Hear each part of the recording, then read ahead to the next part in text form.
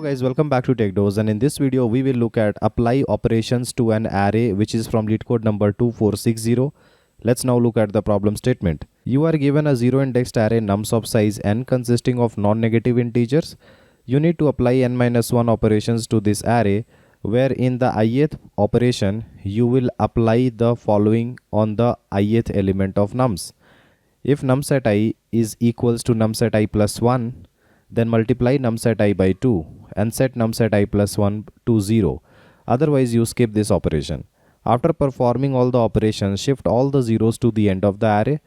For example, if the array given is 1 0 2 0 0 1, then after shifting all its zeros to the end, it will be 1 2 1 0 0 0, right? Return the resulting array and note that the operations are applied sequentially and not at once. Now let's see this example number 1 where the nums value is given. So I will just be writing it again, 1 2 2 1 1 0. So if you take this entire array and try to first operate on it based on the adjacent comparison, then 1 is not equals to 2, so we will not do anything. 2 is equals to 2, so set this to double value and set this to 0 value. 0 is not equals to 1, 1 is equals to 1, so set this to double value, set this to 0 value.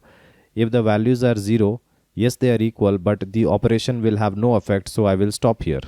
I will not be running for the last item because there is no next item.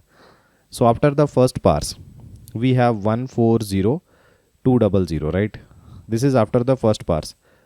Now what we can do is, we need all the non-zero items to be present on one side and all the zero items to be present on the other side. So I can create a resultant array where I will say that it is of the same size as the input array because the number of items will not be changing. And I can say that the zero index will be from one side. From the right side we will start filling the zeros, and from the left side we will start filling the non-zero items. So the non-zero index will be initialized with 0 index and the 0 index will be initialized with the index number 5, which is the last index. So both will be moving from both the ends, right? Now whenever I use an iterator, let's say I, and if I iterate from left to right, first item is a non-zero item. So I'll be placing it at the non-zero index and I will be incrementing this non-zero index further to the right. Okay, now I see a non-zero item, so I can place it at non-zero index and move the non-zero index forward. When I see a 0 item, I'll place 0 at the 0 index and move the 0 index to the left. Then if I see 2, then again it is a non-zero item, so place it at non-zero item and move the index to the right hand side. So this is non-zero index and this is the 0 index. Now you will see that the next item is a 0, so place a 0 and move the 0 index to the left. Next item is a 0, place the 0 here and move the 0 index to the left.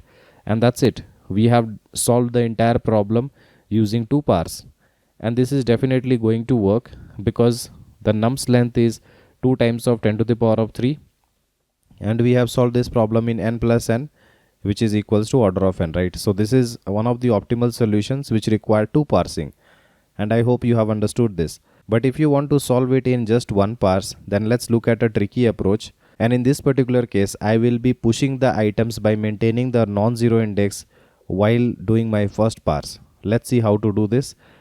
In this case, if I can just show you a general case, then my non-zero index will be pointing to certain index where all the items on the left hand side will be non-zero items. That means all of them will be greater than 0. My I pointer is here. That means the current item which I am looking at. Let's say it is X. All the items between the non-zero index and I here must be zeros. That is why I have skipped them, right? And this right hand side items is the unparsed area. That means these elements are yet to be parsed. So this is actually a general case where we will be present at the ith element and how it will look like. On the left hand side, all the elements will be stable as well. Stability here means the items are in the exact same order as they are present in the input array, right? Now let's see how to maintain this boundary. So if you are looking at the ith item, check with the I plus 1th item. They are actually not the same. So this is a non-zero item definitely, as I am seeing it. You just move this to the non-zero index and move the non-zero index forward, and definitely we will be parsing the next item. Okay. Now check this ith item with the I plus 1th item. If they are the same, change the value to 4 and the next item change it to 0. Now check if the current item is a non-zero item. Yes. So swap it with the non-zero index. They both are same. Move the non-zero index forward, move the I forward. Now you check this item with the next item. It is not the same. Is this item a non-zero item? No. So just move the parser forward. Now check this one with the next item. It is the same. So replace it with twice the item and make the next item equals to 0. Now since this 2 is a non-zero item, so swap it with the non-zero index. So definitely 2 will come here and 0 will come here. And then move the non-zero index forward, move the parser forward. Now this index which is having a 0 value, if you compare it to the next value, it is equal, but even if you apply the operation, there will be no change at all. Now if you check this, it is 0, so it will not be swapped with the non-zero item. We just move forward, and now again since there is no next item, there will be no operation, and this item itself is not a non-zero item, so there will be no swapping at all, and we are done parsing all the items. Once you have done the entire parsing, you will see that the items are 1, 4, 2 and 000, and this is what we wanted, right? So what we did was we have applied the previous concept of two parsing and merged them together into a single parse by using the concept of non-zero indexing, right? And this is the general case of all the scenarios that we have to see. Like we have to maintain a zeros area, the unparsed area, and the non-zero stable elements, which is maintained by the non-zero index, and all the zeros will be present in between the non-zero index and I.